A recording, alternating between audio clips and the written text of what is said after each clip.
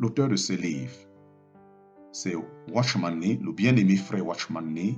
Le titre du livre, c'est l'Église glorieuse. Nous sommes toujours au chapitre 5, partie G. Chapitre 5, partie G. Chapitre 5, partie G. L'auteur de ce livre, c'est le bien-aimé frère Watchman Nee.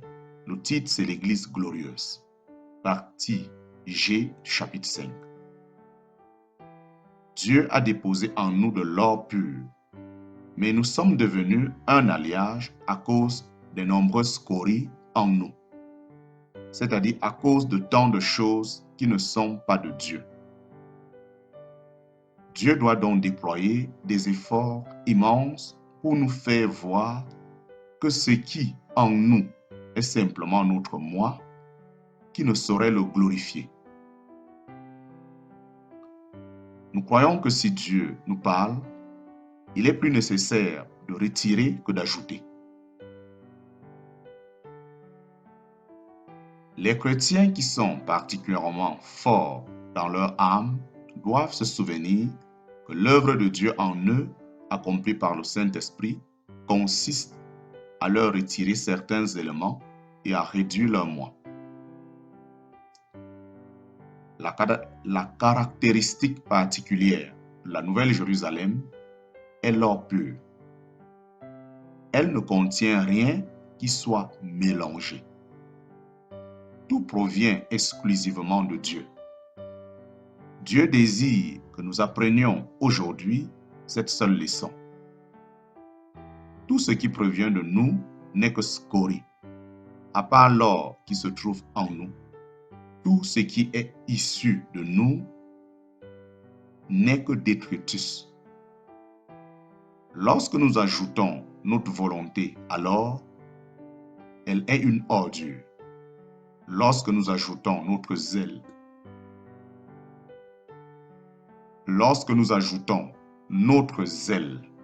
alors il est aussi de la saleté. Tout ce qui provient de nous est scorie. Autrement dit, tout ce qui ne provient pas de Dieu est scorie. Personne ne peut se présenter à Dieu et déclarer pouvoir l'aider. Dieu exige de l'or pur. Dans la Nouvelle Jérusalem, tout est or pur, sans aucun scorie. Le jour viendra où nous réaliserons que tout ce qui ne provient pas de Dieu se trouve sur la croix. La Nouvelle Jérusalem tout entière est issue de Dieu. Dieu doit accomplir son dessein. Lorsque Dieu affirme que la Nouvelle Jérusalem sera de fait en or pur, cela veut dire qu'elle sera en or pur. Rien ne peut se mélanger à l'œuvre de Dieu. Les versets 19 et 20 disent: les fondements de la muraille de la ville étaient ornés de pierres précieuses de toute espèce.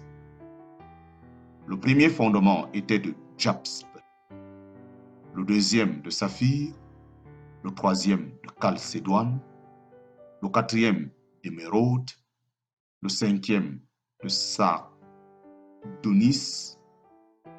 le sixième de sardoine, le septième de chrysolite, le huitième de béryl, le neuvième de topaz, le dixième de chrysoprase, le onzième de hyacinthe, le douzième d'améthyste. Qu'impliquent les pierres précieuses? Il existe une différence fondamentale entre les pierres précieuses et l'or. L'or est un élément chimique, tandis qu'une pierre précieuse n'est pas un élément chimique, mais un composé. L'or est un élément parce que Dieu l'a créé ainsi. L'or a été fait directement par Dieu. Toutefois, une pierre précieuse est formée à partir de différents éléments qui furent agglomérés par des combinaisons chimiques survenues au cours de longues années de chaleur et de pression dans la terre. Autrement dit, les pierres précieuses ne présentent pas quelque chose que Dieu donne directement, mais quelque chose que le Saint-Esprit a produit dans l'homme après beaucoup d'efforts et d'années de calcination. L'œuvre du Saint-Esprit dans la terre consiste à nous faire passer continuellement par des épreuves afin de nous procurer toutes sortes d'expériences pour que nous devenions des pierres précieuses devant lui. Par conséquent, les pierres précieuses sont le résultat de la discipline que nous recevons de lui. Illustrons ceci.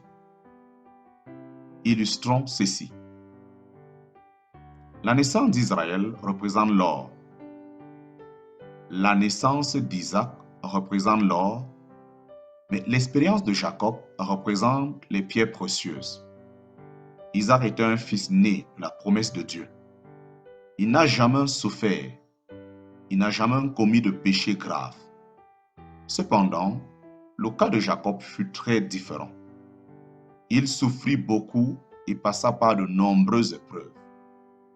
La main de Dieu était continuellement sur lui au fil des jours et des années.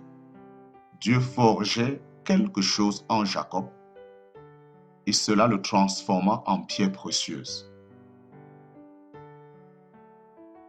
La vie que Dieu nous a transmise est l'or, tandis que la vie que Dieu constitue en nous est la pierre précieuse.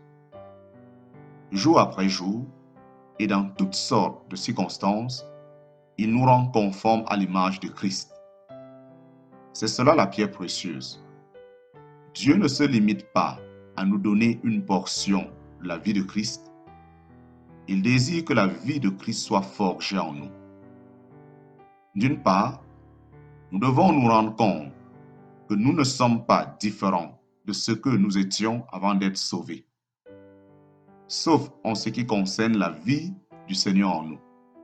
Par ailleurs, après avoir suivi le Seigneur pendant 5 ou 10 ans, il nous est trouvé sous la main de Dieu et sous sa discipline, une portion de la vie de Christ a été constituée en nous par l'action du Saint-Esprit.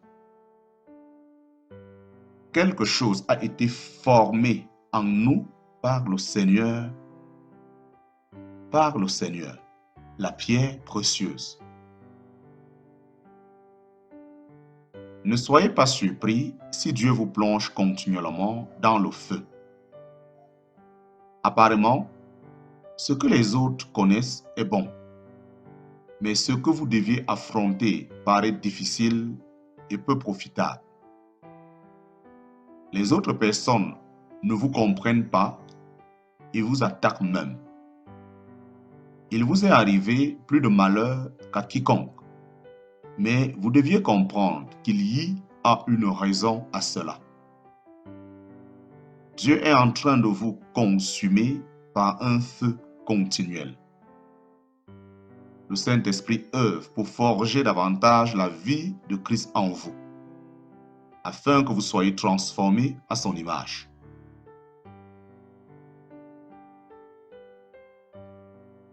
Le livre l'Apocalypse nous présente de nombreuses pierres précieuses. Il ne se limite pas à une seule. Certains sont de jaspe, d'autres de saphir, d'autres de chalcédoine, d'autres d'émeraude, de sardonysie, de sardoine, etc. Toutes ces pierres précieuses sont le résultat de la calcination. Dieu ne les a pas formées d'un coup. Elles ont été obtenues après que Dieu les ait travaillées pendant de nombreuses années. Les pierres précieuses ne nous ont pas été données lors de la création. Nous ne les avons pas obtenues non plus lorsque nous sommes devenus la nouvelle création. La pierre précieuse est formée en nous lorsque Dieu nous brûle jour après jour. Elle est une substance qui est constamment exposée au feu. Lorsque le feu brûle d'une certaine façon, un minéral fond dans cette substance qui se convertit alors en une pierre précieuse particulière. Lorsque le feu brûle d'une autre intensité, un autre minéral fond dans une substance qui forme alors une autre pierre précieuse. Les différentes façons de fondre certains minéraux semblent produire les différentes catégories de pierres précieuses. Les pierres précieuses représentent l'œuvre du Saint-Esprit. Les pierres précieuses représentent l'œuvre du Saint-Esprit.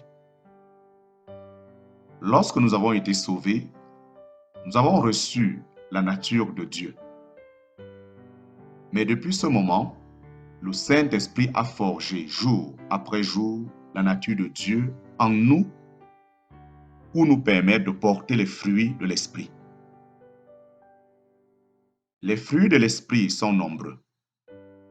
Ce sont l'amour, la joie, la paix, la longanimité, la gentillesse, la bonté, la fidélité, la mansuétude et bien d'autres choses. Les pierres précieuses représentent l'œuvre du Saint-Esprit. Lorsque nous avons été sauvés, nous avons reçu la nature de Dieu, mais depuis ce moment, le Saint-Esprit a forgé jour après jour la nature de Dieu en nous pour nous permettre de porter les fruits de l'Esprit. Les fruits de l'Esprit sont nombreux. Ce sont l'amour, la joie, la paix, la longanimité, la gentillesse, la bonté, la fidélité, la mansuétude et bien d'autres choses. Le Saint-Esprit doit œuvrer continuellement en nous pour que nous portions ces différents fruits. Lors de notre conversion, Dieu a forgé sa vie en nous. Mais Dieu ne nous transmet pas les fruits de l'Esprit. Nous portons ces fruits lorsque le Saint-Esprit œuvre en nous jusqu'à un certain point. De la même manière, la pierre précieuse est formée en nous par le Saint-Esprit et par des circonstances nombreuses et diverses. Dieu a partagé sa nature avec nous et de plus, jour après jour, il fait de nous des personnes aptes à glorifier son nom. Lorsque vous avez été sauvés, vous avez reçu la nature de Dieu et lorsque j'ai été sauvé, j'ai également reçu sa nature. Sur ce point, tous les chrétiens sont identiques. Tous ont reçu la nature de Dieu. Mais plusieurs jours après vous avoir sauvé, Dieu vous a peut-être placé dans certaines circonstances pour que vous fassiez une expérience particulière. Il vous a peut-être permis de passer par certaines épreuves, certaines difficultés et certaines souffrances afin que vous deveniez un chrétien semblable à la chryssolite, de la chalcédoine, de la sardoine ou une autre pierre précieuse. Dieu œuvre dans tous les chrétiens pour faire de chacun d'eux une pierre précieuse bien particulière. Aux yeux de Dieu, l'or est commun à nous tous, mais après être devenu une pierre précieuse devant lui, chacun de nous prendra une certaine forme. Ce que le Saint-Esprit forme en nous, grâce aux circonstances, demeurera toujours. Lorsqu'un chrétien passe par plus de difficultés dans certains domaines, il apprend ainsi davantage de leçons. Cela produira en lui un caractère excellent, un caractère qui ne changera pas après plusieurs années, mais qui demeurera toute l'éternité. Ce qu'il aura acquis demeurera toujours à l'état de pierre précieuse dans la Nouvelle Jérusalem. Dieu a forgé. Dieu a forgé quelque chose par l'action du Saint-Esprit dans beaucoup de ses enfants qui ont marché dans sa présence pendant 10 ou 20 ans. Dieu a imparti quelque chose en eux, mais cela n'est pas tout. Ils sont eux-mêmes devenus cet élément imparti. Il est devenu leur propre constitution. Le Saint-Esprit les a disciplinés pendant de nombreuses années, comme ils ont connu de nombreuses épreuves et expériences. Le Saint-Esprit a formé en eux un certain genre de vie. Ceux qui les connaissent, reconnaissent que quelque chose s'est produit en eux. Ils ne possèdent pas seulement la vie que Dieu leur a donnée, mais ils ont également une vie transformée que le Saint-Esprit a forgée en eux. Ils ne mènent pas seulement une vie qui a été échangée, mais aussi une vie transformée. Cela est la pierre précieuse. La pierre précieuse est formée en nous par l'œuvre de calcination du Saint-Esprit. La Nouvelle Jérusalem sera remplie de ces pierres précieuses.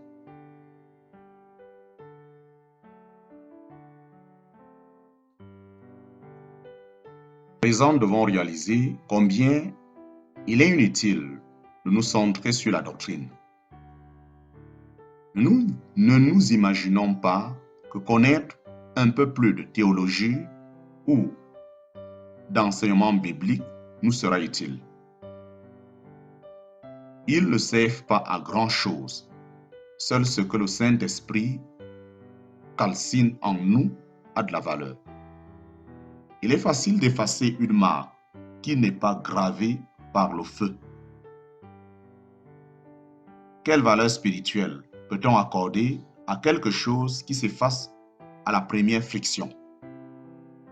Cela ne veut pas dire qu'il ne faut pas lire la Bible, mais que notre lecture biblique n'aura de valeur que lorsque le Saint-Esprit gravera ces paroles en nous par le feu. Toutes les pierres précieuses sortent du feu. Le feu est nécessaire pour obtenir des pierres précieuses. Sans feu, les pierres précieuses ne pourraient exister.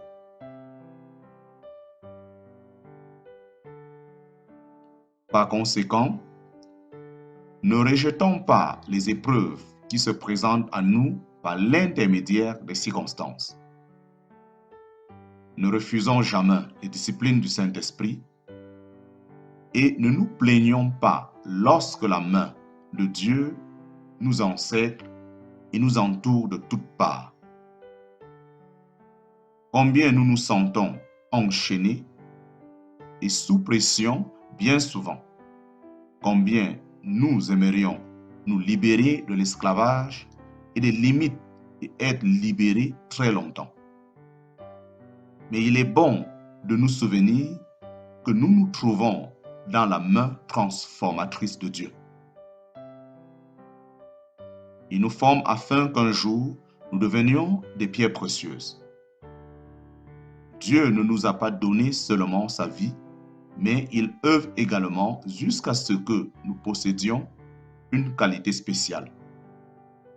C'est ce que le Saint-Esprit forme en nous à travers toutes les circonstances que Dieu permet, et cela s'appelle une pierre précieuse. Alors, à quoi sert la simple connaissance ou la doctrine? Seul ce que l'Esprit forge en nous a de la valeur.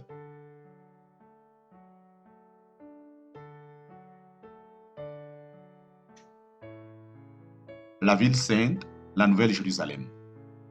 La ville sainte, la Nouvelle Jérusalem. Seulement lorsque le chrétien a reçu quelque chose à travers le feu, pourrait-il prêcher des messages basés sur ce qu'il sait réellement et non pas sur ce qu'il a appris dans les livres. La pierre précieuse est uniquement ce que le Saint-Esprit a gravé en nous par le feu.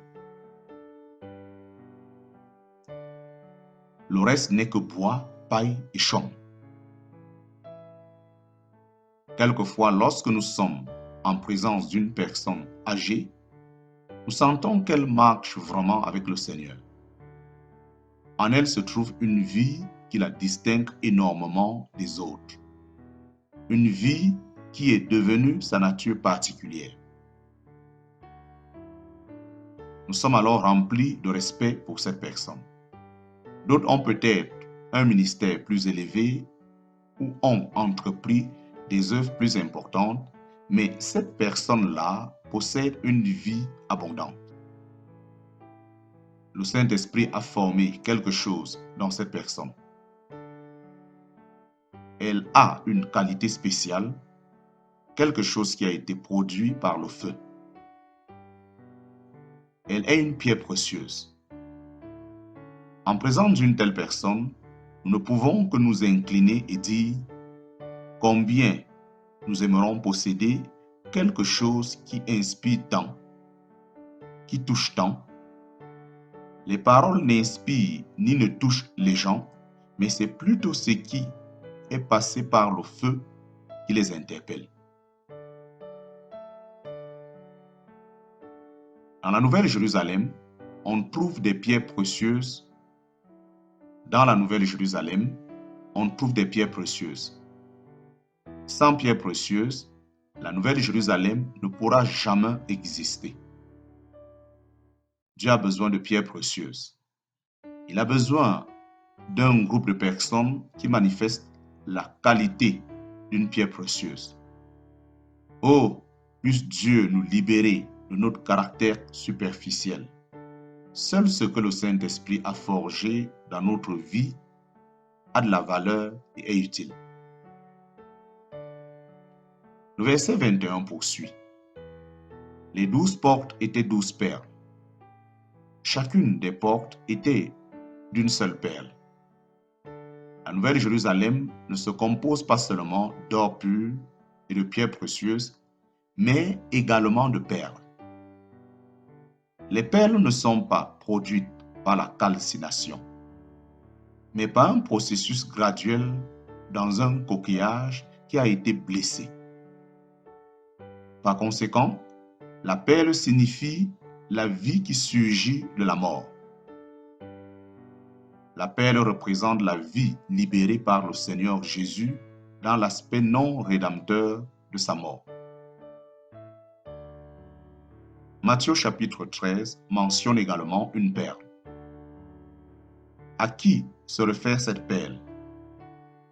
Elle se réfère à l'Église que le Seigneur a formée par sa mort. Il était disposé à vendre tout ce qu'il possédait pour acheter cette perle. La perle représente quelque chose de positif. Elle n'est ni passive ni négative. Elle est l'Église, le nouvel homme que Dieu désire créer. En lui, on ne trouve aucun problème lié au péché ou à la rédemption. Il était disposé à tout vendre pour obtenir cette perle. Cela nous montre combien la vie qui provient entièrement de Christ est précieuse. Combien elle est précieuse aux yeux de Dieu et combien elle est précieuse pour Christ. Dans la Nouvelle Jérusalem, les perles sont les portes de la ville. Cela signifie que tout ce qui provient de Dieu commence là. Autrement dit, la vie que l'homme désire obtenir de Dieu ne doit pas provenir de l'homme, mais de la mort de Christ, de l'aspect non rédempteur de la mort de Christ. 1 Corinthiens chapitre 3, verset 12 nous révèle que l'édifice spirituel doit posséder des matériaux d'or, d'argent et de pierres précieuses, et non de bois, de paille et de chaume. Dans 1 Corinthiens chapitre 3, nous voyons l'or, l'argent et les pierres précieuses, mais dans Genèse chapitre 2, dans le jardin d'Éden, se trouvaient l'or, les pierres précieuses et les perles. Il n'y avait pas d'argent. Dans Apocalypse chapitre 21, dans la Nouvelle Jérusalem, nous voyons de nouveau l'or, les pierres précieuses et les perles, mais pas d'argent. Que signifie cela? L'or, les pierres précieuses et les perles se trouvent dans le jardin d'Éden et dans la Nouvelle Jérusalem. Cela signifie que l'or, les pierres précieuses et les perles demeurent d'éternité en éternité. Dans l'éternité, Dieu n'a pas inclus l'argent pour la simple raison que celui-ci représente la rédemption. Dieu savait que les hommes pécheraient et auraient besoin de la rédemption, mais celle-ci n'était pas inclue dans son plan éternel. L'œuvre de Dieu inclut la rédemption, mais celle-ci n'existe pas dans son but éternel. Par conséquent, dans cet aspect, la Nouvelle Jérusalem est identique au Jardin d'Éden. Elle ne contient pas d'argent.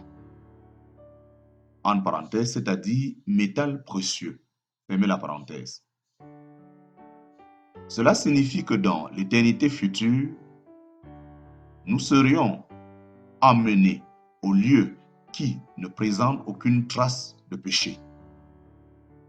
Toutefois, aujourd'hui, nous ne pouvons pas minimiser l'argent ou le sous-estimer. Si quelqu'un pense qu'il peut se passer d'argent aujourd'hui, il doit demander à Dieu de lui accorder sa miséricorde. Nous ne pouvons pas survivre sans argent. Sans argent, nous n'avons pas de rédemption et nous ne pourrions rien faire. Néanmoins, la rédemption ne fait pas partie du dessein de Dieu. Dans la Nouvelle Jérusalem, nous ne trouverons aucun article en argent. Cela demande que Dieu effacera toute l'histoire du péché parce que la rédemption n'est pas inclue dans cette ville. Dans la Nouvelle Jérusalem, l'homme n'aura plus besoin de la rédemption parce qu'il ne péchera plus. Dieu nous placera sur un terrain si ferme que nous ne serions plus en mesure de tomber. Il y a une vie en nous qui n'a rien à voir avec le péché et n'a plus besoin d'être rachetée. Cette vie en nous provient de Christ et est Christ lui-même. Tout comme Christ n'a besoin d'aucune rédemption, nous qui possédons une partie de sa vie n'aurions plus besoin de rédemption. Dans l'éternité, nous n'aurions donc plus besoin d'argent. Nous remercions Dieu pour sa rédemption aujourd'hui. Nous remercions Dieu parce que malgré notre péché, le sang de son Fils Jésus-Christ nous lave de tous nos péchés. Toutefois, Dieu a partagé avec nous la vie de son Fils, une vie qui n'a nul besoin de rédemption. Un jour, nous vivrons complètement par cette vie et toute l'histoire du péché disparaîtra. L'argent rédempteur ne serait plus d'aucune utilité.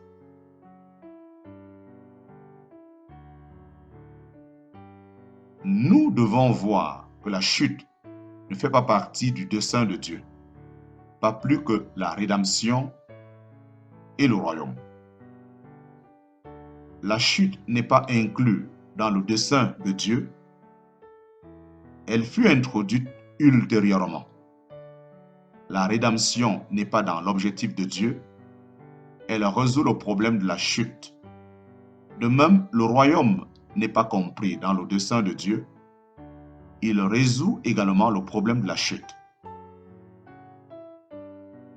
La rédemption et le royaume existent à cause de la chute. Toutes ces choses ne sont que des remèdes et ne sont pas inclus dans le dessein de Dieu. Quoi qu'il en soit, ne sous-estimons jamais la rédemption ni le royaume. Sans rédemption, le problème de la chute resterait sans solution. Sans royaume, le problème de la chute pourrait-il être résolu? Rappelons-nous seulement que Dieu n'a pas créé l'homme pour que celui-ci devienne pécheur. Dieu a créé l'homme pour sa propre gloire. Cette ligne est droite. Cette ligne céleste est droite.